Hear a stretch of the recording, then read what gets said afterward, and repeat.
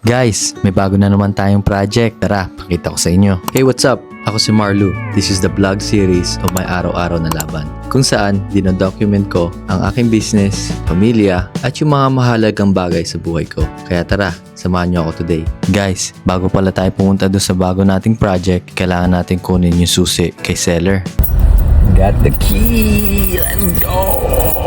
After makuha natin yung susi, diretso na tayo agad dito sa bago nating project. Siyempre, kasama ko na naman si April at saka si Emil. Eto nga, may tinanong na naman sa akin si April. Is this our house?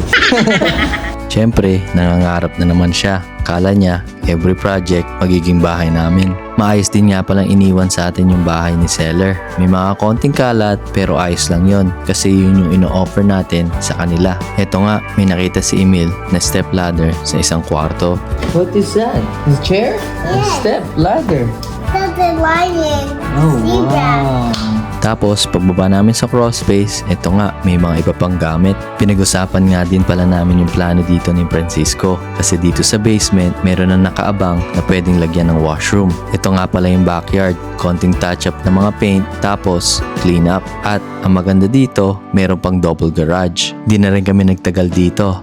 After kunan ko ng picture yung mga meters, umalis na din kami at pumunta dito sa una nating project sa East Kildonan. At pagdating ko dito sa East Kildonan nating project, kinausap ako ng electrician.